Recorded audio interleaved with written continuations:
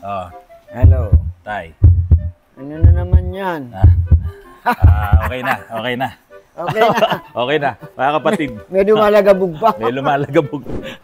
Bawasan mo na paninigarilyo mo, ha? Sige. Kasi may 10 taon pa tayo. Tabako na lang. Habaan pa natin, 10 taon. Sige. Okay, mga kapatid, ito, hindi to pandoktor. Pero ito, napaka-importante sa amin, lalo na kami ni Chip na medyo mahina na yung aming pandinig. Oo. Ito, kayang-kaya naming malaman yung mga may katok. Di ba? Yung mga maiingay na bearing. Lahat yan. Ngayon, kung wala ka nito, ang ginagamit ng mga unang mekaniko, o ito, paano ba ginagamit ito? Hindi, mas maganda yung stick lang bakal. Stick lang, ito wala kasi. Ganun yun. Para marinig mo yung ingay. Didikit mo sa bakal, pakinggan mo. Pero, pwede rin yun, pero mas maganda to. Mas maganda to. Sandali mo lang. Mahaba pa nga ito, Chip, eh. Hindi ko lang makita kanina kung nasaan, eh. So, ito yung aming stethoscope sa mga makina. Ngayon, kahit hindi ka mekaniko, maganda meron ka nito. Lalo na kung medyo maselan ka sa sasakyan mo, para wheel bearing, lahat, mga maiingay sa makina mo, mga alternator, tututok mo lang naman habang umiikot tutok mo ganun maririnig mo na yan So pwede kayong bumili, nasa online yan. Ngayon, Chip, ito. Meron tanong sa atin dito. Gusto ko ikaw ang sumagot. Ano yun? Kasi gusto nila old school gusto nila old school. Ngayon, itong tanong niya, sabi niya, Sir, good PM po, same lang po ba dapat gawin if yung sasakyan ay hindi na na-start for 2 years? 2 years. Diesel po, diesel. Diesel. As in naka-stock lang po at hindi na paandar. Advisable po ba ito na start kagad or change oil na agad? Ano masasabi mo? Hindi, halimbawa yung sasakyan bago pa, mga 2020 model. Ano masasabi mo? Yung una dapat gawin. Lagay natin late 5 years, tapos 2 years mo pang in-stock. 2 years mo in-stock. Bali 7 years na edad nun. Sige, Hindi dapat meron kasing mekaniko, basta usapan natin, paandarin Pag napaandar ko yan, bayad. Bayad na agad. Pero ang tamang procedure, maaari kung meron siyang heater plug. No?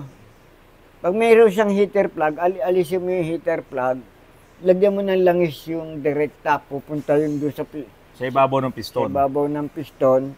Tapos ikutin mo yung sigunyal manual. Manual? Oo. Ikutin mo yung sigunyal. Ikutin mo na ikutin hanggang sa yung langis mong isinalin. Okay lang dumami kasi tatapon naman niya yun. Tatapon naman niya yun. Oo.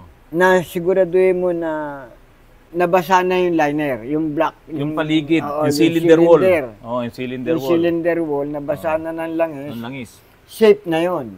Bakit? Ano bang mangyayari kung halimbawa, in-start ko kagad yung engine? Walang yung 2 years to yung tuyo yun Walang kalangis-langis yun. 730 days yun. Oo, andun lahat ng langis nun sa baba. Unang start mo nun, bibilang pa ng mga seconds yun, bago magkaroon ng langis. Buti kung i-start kagad yun.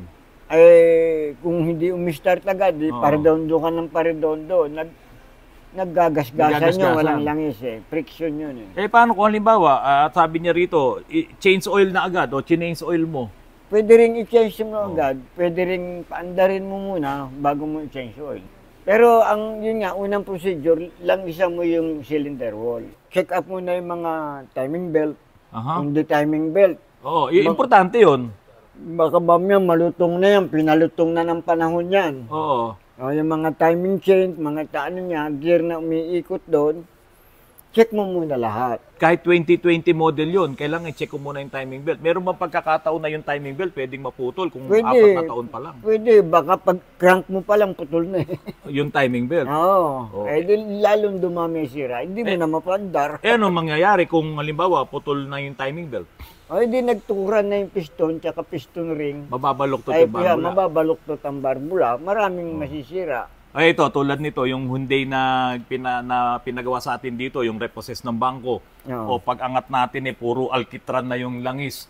Tapos yung camshaft sensor nababalot na ng dumi. Hindi ko alam ba't nagkaroon ng mga alkitran yun. Parang sinadya o ano. Hindi siguro nag-change oil yun. Tapos nahila na ng bangko, hindi nag-change oil. Tapos Yan yung mahilig maglagay ng additives, di ba? Yung additives. O, Kasi lagay yung sa bangko, wala naman silang pakialam. ay, wala na mahila na Bibilin yun. mo yun as is. As is, where is yun. Tumitingin lang sila sa papeles. So, ano yung unang step? O sige, eto, sinundo ka. Babayaran ka lang talaga. O, Chief, pwede bang Hindi, kasi sa akin, kahit babayaran niya lang ako, ilalagay ko sa tamang procedure. Babasahin ko muna lahat yun, iayos ko muna lahat yun bago ko paandarin. paano kung walang heater plug? O di, nozzle lang aalisin mo, yung injector. Yung injector, tatanggalin wala kang mo. ibang mapangako. Oo. Okay. Tapos ikot mo, kasi pagka sumobra yung langis, itatapon naman Hindi, niya. ano yung iikot niya? Sigunyal. Sigunyal. Ikot mo yung sigunyal. Doon ka sa harapan. Clockwise. Clockwise. Clockwise, kalimitan. Kasi Okay. pag mabigat yun, kinaliwa mo yun, maluluwagan mo yung tornilyo. Pero dapat na-check up mo na yung kung timing belt yun or timing gear. At or tingnan mo timing muna chain. yung timing belt. Baka mamaya pag ikot mo, mapuputol na. Palitan mo muna. Palitan mo muna. Tanggal mo na. Lalagyan mo na ng mga langis. Ano na ngayon ang gagawin mo? Balik mo na lahat yung inalis mo, start Ibalik mo na. Kailangan bang paandarin na kagad talaga yon? Ay, wala ka nang ibang gagawin doon. Paano kung ang diesel noon 2 taon na? Sabi ang diesel daw, 1 taon lang dapat eh. Pero ang procedure kasi talaga ng change oil, kung maaari mainit. Mainit. Para yung langis, yung mga dumi, hahalo sa langis. Tsaka yung langis, lalagnaw. Kasi malapot yung langis na malamig eh. Oo. Ngayon, painitin mo para lumagnaw, tapos kasama lahat doon yung yung mga dumi. Oo. Pag dinrain mo yun, tuloy-tuloy yun. Ang problema, tulad nitong pinagawa sa atin, nung nakuha niyang alkitran na ngayon laman loob na langis, ginamit niya, nadala niya rito. Pagdating dito, barado na halos lahat yung butas nung na yun, oil galleries. Grabe na yun.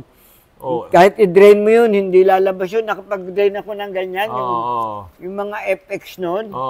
Nagde-drain ka, tumutulo, parang alkitran na antigas. Yun na yung problema eh. So ngayon, Chief, i-apply ngayon natin yung sinasabi mo, yung talagang lumang modelo na. Halimbawa, 2010 model. Di ba? Ganun na yung sitwasyon. Kailangan ba paandarin mo muna? Hindi nga. Huwag mo pandarin. Paikutin mo muna ng manual. Hindi, na-check mo na lahat. Na-check mo na lahat. Tapos yung langis na nakita mo malapot, sabi mo kasi dapat mainit muna bago i-change oil. Hindi, ano yun eh. Pwede mong gusto mo, kung alanganin ka, i-change oil mo na. Pero sure yun, hindi bababang maayos yun. Kasi malamig, matigas yung langis. So, ibig mo bang sabihin, magtatapon talaga tayo ng langis? Magtatapon ka ng langis. So, i-drain mo yon, i-change oil mo muna ng regular na oil. Ibayad mo na lang sa langis tsaka sa mekaniko yung masisirang pyesa. So, magdadalawang change oil yon. Susukat mo naman yung langis eh, kung... kung meron. Status ng langis mo. Kung maganda pa ba, matigas na o ano. Pwede kung doon mo malalaman kung pwede ka na mag-start. Pero yung procedure una mong gagawin kahit na maganda lang kahit pangit. Ngayon kung nakita mong medyo marumi, alanganin ka, change oil mo na. Change oil mo na. Pero siguro mas okay na talaga. Halimbawa, 2 taon na hindi na-start, change oil mo na. Change oil mo na. Kasi ano nga tayo, every 6 months nga dapat change oil mo na. Tapos, pag napaandar mo, napainit, tignan mo langis kung kaya mong i-change oil ulit. Ito pa yung isang tanong. Bakit po matigas ang clutch ng mga manual pickup trucks kumpara sa mga manual na sedan, kotse? By the way, congrats po sa bagong accomplishment nyo. Cheers! Ito yung tanong, bakit daw mas matigas yung mga clutch ng mga manual pickup trucks doon sa kotse? Hindi, simpleng-simple naman. Kasi hindi naman pwedeng pagkumparahin yung clutch ng truck at yung clutch ng kotse. Yung truck, napakalaki ng spring. Lalakas ng spring naman. Yung mga pick-up lang to hindi pa naman yung mga truck na malalaki Hindi, yung pick-up kasi malaki na talaga. Lakpas pa sa doble ng clutch ng sedan yun eh. Yung sa sedan, ganun lang. Maliliit lang, parang ganito lang yung sa sedan. Ganun kaliliit ang mga spring niyan. Yung truck na, yung mga Isuzu malalaki na to, mga diesel. Ang lalaki na ng clutch niyan, transmission niyan, laki-laki. Pero Chip, meron tayong mga ginagawa dito, yung mga karamihan naman ng mga manual transmission na nagpupunta sa atin, ang unang-unang problema nila, matigas ang clutch, pero dati namang hindi matigas. Ano bang problema nun? Hindi, yun namang mga yun, pag tinanong mo yun, sasabihin, nagpalit na sila ng clutch. Oo, sabi nga nila, bago daw yung clutch, bago daw yung ano. Oo, kaso merong pagkakataon na yung replacement, malaki ang diferensya doon sa original. Oo. Kaya tumitigas. Oo. Nagkakaroon ng diferensya talaga. So, sa clutch talaga, pag mali ang pyesa mo, magkakaproblema ka. Magkakaproblema ka Pag talaga. hindi original. Ngayon, kung hindi man original yun, kung talaga nasusukat naman natin, yung tamang sukat. Tama. Merong replacement na halos pareho halos pero bihira. Bakit yung mga kotse, ang titigas din ng clutch, tulad nung Honda Civic na ginawa natin, yung FD, napakatigas ng clutch. Mali yun, nagtipid yun. Hindi, pero nung binago na natin, bago lahat yun, matigas pa rin eh. Saan ang naging problema noon? Yung inayos natin, di ba, hirap pa ibaba, tinanggal mo pa lahat suspension. Tapos pinalitan na natin ng mga original na Honda parts. Bakit matigas pa rin? Kasi, hindi na nag-adjust tayo ng Nag-adjust tayo sa pedal kasi nagka-problema. Kasi talagang malaki ilalambot. Kasi unang-una, yung mga malalaking truck, mga kapatid, mga pickup trucks, siyempre, kahit paano, mas mahaba yung pedal niyan. Mahaba talaga. Yun sa lever. Pag mahaba yung pedal mo, nandito yung push rod mo. Di ba? Kaya nga nila hinabaan yun, pero kulang pa rin eh. Tulad yung mga D-Max, halos lahat ng D-Max na manual, matigas ang clutch eh. Di ba? Kasi pag sa taas, kapiraso lang tulak nun. Dito, malaki tulak. So, ang ginawa natin, kung nandito yung push rod, ito yung pinakatapakan ng pedal, ang ginagawa namin, ina-adjust namin yung push rod dito. Itinataas para magkaroon ng pagbabago. Naku, napakalambot talaga nun. Ngayon yung sa Honda naman, ganun din. Palibasa, maiksi na yung pedal dahil kotse, sayad na sa flooring. Konting adjust lang naman eh. Mga media. Mga media, konting adjust, lumalambot na talaga na matindi yun. Malaki nilalambot. Ngayon, ang tanong ko sa'yo, ito yung tanong ko sa'yo. Kasi may mga nagsasabi dyan na palitan mo daw ng malaking cylinder, yung slave, yung secondary sa ilalim, mas malaki. Wag mo nang galawin yung primary. So, stock yun, tapos palitan mo ngayon sa ilalim ng mas malaking cylinder. Malambot daw. Naniniwala ka ba doon? Siguro, magkakaroon ng konting lambot na halos hindi mo rin maramdaman kasi kulang yung supply mo dito sa baba eh. Hindi, liliit yung play niya, liliit yung... kasi dumami yung fluid. Marami dito, konti susupply mo sa taas. Ito, gagalaw lang ng konti. Konti lang yung galaw niya. Kasi konti lang nilagay mo. Konti lang kasi pinump mo rito eh. Diba? Konti lang yung napump mo rito eh. Ngayon, ang gagawin nila doon, itutukod ang push rod. Itutukod nila. Na mali. Diba? Kasi... So, ang mangyayari, pag nagpalit ka ng malaking cylinder sa ilalim, hindi pa rin sakto yung ibig sabihin, may mali pa rin na adjustment doon. Ang mangyayari noon, maghahabol ka sa adjustment kasi pag hindi mo itinukod, hindi mo may papasok, hindi magre-release yung clutch. Kasi kaunting-kaunti lang kasi konti lang ang tulak noon. So, hindi advisable na maliit sa itaas, malaki sa baba. Hindi, kailangan talaga 1:1 eh. 1:1, di ba? Kasi, Chief, kung totoo yung sinasabi nila na lakihan mo sa baba at maliit dito sa taas, ba't hindi ginawa ng manufacturer yun? Kaya nga, yung mangyayari, para mahabol mo yun, yung itaas, hahabaan mo ang travel. Kaya mangyayari, yung preno mo mababa, yung clutch mo taas. Ayun. para mapuno mo yung kulang doon sa baba. So, i-recap ko lang. Kaya matitigas yung mga clutch ng mga malalaking sasakyan kapag naluluma na siguro. O kaya pag mali na yung mga clutch sa components mo. Pero kaya talaga siya tumitigas, malalaki talaga yung mga cylinder niyan. 1:1 yan. Kaya nga, karamihan ng driver ng truck, malalaki rin katawan.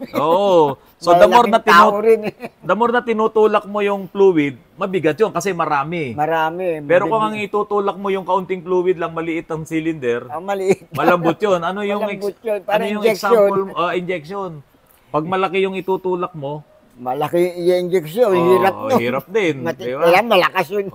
Malakas yung mo. So, ganun din, nararamdaman mo yun sa paa mo. Kasi pinagmamatch nila yun. Kung ganong kalaki itatravel niya sa isang pisil, ganong kalaki ang kailangang itulak doon sa push rod para mag-release yung So isa sa reason kung bakit matigas din yung mga nasa mga pickup trucks ay nilalakihan kasi yung mga cylinder. Oo, kailangan eh. So kailangan mas heavy duty din. Oo. Ngayon, meron kasi nasabi may mga hydraulic clutch na rin kasi para mapalambot. Ay, yung nilalagyan ng hydrovac. Di ba sa mga truck yung ginagawa natin dito? Yung sa barangay. May booster yun. Kasi yung mga truck ng basura dito, mga kapatid, gumagawa rin pero yung sa barangay. Yung naglagay na sila ng booster, kung ihahambing mo sa kotse, malambot pa rin kotse kasi sa kanila. Malambot. Kasi maliliit lang naman kasi maliliit yung mga naman ang pressure pesa plate ng niya. kotse. Hindi mo pa sila pwedeng paghambingin sa... Pero Chip, ang daming nagrereklamo. Yung mga nakamanual na kotse, talaga matigas. Sumasakit talaga yung balakang nila. Hindi, tumitigas na lang yung sa tagal. Tapos nagkakaroon sila, nagpapalit sila ng clutch na mali. Tapos syempre may mga gas-gas na rin yung mga pedal nila. Kasama na yun, tumatanda rin eh. Pero pwede nating baguhin. Babaguhin. So, dito mga kapatid, kahit sabihin mong pick up pa yan, kung manual yan, kaya namin palambutin yan. Palalambutin natin yan. Lambot talaga na para ka lang umaapak ng siopaw. Di ba? Pati sa kotse, ganun din. Basta ito tatandaan nyo, sigurado may mali doon. Kasi para ka lang nagtatanggal ng gulong niyan eh. Yung tornilyo. Yung tornilyo ng gulong mo, yung mga stud bolt. Pagka mahaba yung ginamit mong pantanggal ng gulong, yung tie wrench, di ba? Tie wrench, magaan yun. Pero pag maigsi, matigas. Yun, ganun din yun, gawin mong pedal. Kapag mahaba yung pedal mo, di ba? Malambot yan. Kaya nga nung araw, wala namang mga hydrovac noon. Ang haba ng pedal ng mga jeep, no? Walang hydrovac. Pero pag maigsi yung pedal mo, matigas. Kaya ang gagawin nga, kung nandito yung push rod, di ba, paano haba ito? Hindi mo na pwedeng dugtungan yan. Ito i-adjust mo dito. Yun. Malaking bagay na yung media, no? Malaki nga. Yun. So, yun, mga Subok kapatid. na natin yung media na Subok laki na yun. talaga lang yun. Susubukan namin sa isang pagkakataon, ipapakita namin sa inyo kung paano namin ginagawa. Hindi naman pwedeng yung push rod halimbawa, igaganon nyo. Hindi pwede kasi pag bumaon yung push rod ma-off center. Ma-off center yun. So, nilalagyan namin yan. May mga nilalagay pa kami mga plates dito. Para nasa sentro pa rin siya. So, yun mga kapatid, yun muna. At sa mga susunod, ito po kasi mga comments to, mga nagtatanong. Kaya itanong nyo po yung mga gusto nyong malaman at gagawan at sasagutin namin ni Chip yan para sa inyo. Kami ng... So, yun po mga kapatid. Magandang Okay gabi ka na. Yung sabi ko sa'yo, bawasan mo na yung paninigarilyo mo, Kasi may nag-comments dito, bawasan mo daw yung paninigarilyo mo. Sige, yung isang... hindi pa tayo tapos, Ay, hindi pa tapos. Akala ko tapos. Ayun, gusto na umuwi. Okay, mga kapatid, magandang gabi po sa inyo lahat. Bye-bye.